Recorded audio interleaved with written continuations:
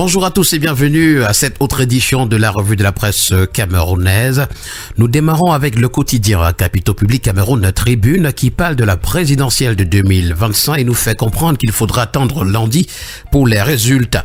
L'information est contenue dans un communiqué signé hier par le président du Conseil constitutionnel, Clément Atangana, suite à la tenue de l'audience du contentieux électoral. Sur les 8 recours finalement examinés, l'institution en a déclaré 5 irrécevables et s'est dite incompétente à connaître les 3 autres. L'information est à retrouver aux pages spéciales de Cameroun Tribune, notamment les 3 à 6. Le bi-hebdomadaire Le Point pour sa part nous renseigne également que c'est lundi au sujet de la présidentielle, de l'après-contentieux et de la proclamation des résultats. Alors que la proclamation officielle des résultats a été annoncée par les réseaux sociaux ce jour, avec beaucoup de manipulations à la clé, elle est confirmée donc au lundi 27 octobre 2025. Le Conseil constitutionnel rendra sa copie sans état d'âme, pouvons-nous lire ce matin en commentaire, avec l'information au complet à retrouver à la page 3. En petite une, maître de Zouaïratou, émeute de Garoua, manipulation à ciel ouvert, la ligne rouge. Nous avons également le quotidien Mutation qui en parle lorsqu'il s'interroge à sa grande une ce matin.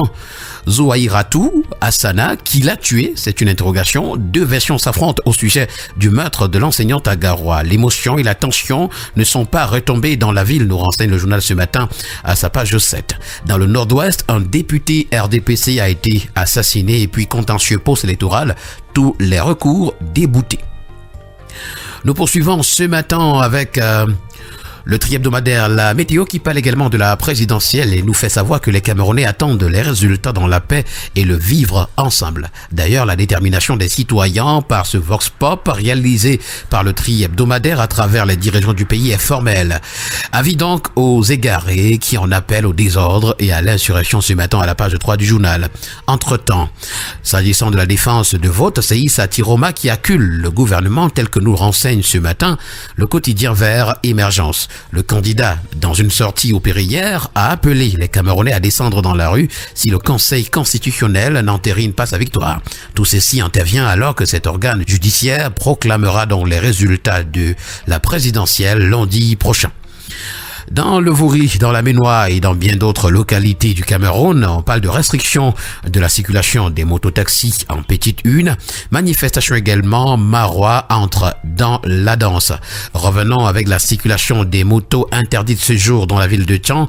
C'est avec le quotidien bleu d'Amanmana le jour. En petite une, on parle du verdict des urnes. Retrouvons cette lettre ouverte aux membres du Conseil constitutionnel.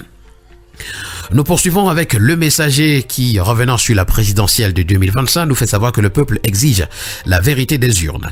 Alors que tous les recours post-électoraux ont été déclarés irrecevables hier par le Conseil constitutionnel, l'attente de la proclamation des résultats du scrutin prévu le 27 octobre se vit dans une ambiance de revendication et d'incertitude. C'est à retrouver à la page 4. Victoire de Tiroma en petite une, la vérité des PV est à retrouver en page 2 et puis en page 9, c'est Armand Ocol et les leçons d'un scrutin qui sont à retrouver. La Nouvelle Expression pour sa part s'intéresse au Conseil constitutionnel, retrouvant les irrecevabilités de Clément Atangana tel qu'affiché à la grande une du journal. Le président de l'institution a rejeté tous les recours inscrits dans le rôle à l'occasion des débats sur les requêtes des candidats à la présidentielle. Nous allons parler de toute autre chose à présent, notamment d'économie avec le premier quotidien économique de la zone CEMAC, l'économie qui s'intéresse au premier trimestre 2025 en nous présentant ces banques qui ont accordé le plus de crédits. 5 d'entre elles se distinguent comme les principaux moteurs de financement au cours de cette période. Toujours en économie et cette fois-ci avec le bi-hebdomadaire Le Financier d'Afrique, on parle de coopération financière. Le ministre des Finances est favorable à un nouveau programme économique et financier avec le FMI.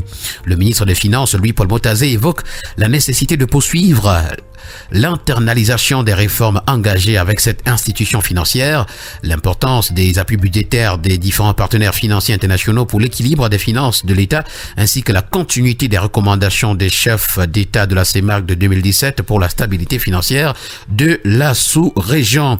Nous avons également le premier news magazine camerounais des faits actuels qui parle de cette coopération entre le Cameroun et le FMI, en nous faisant savoir que cette institution plaide pour un nouveau partenariat plus adapté aux priorités nationales.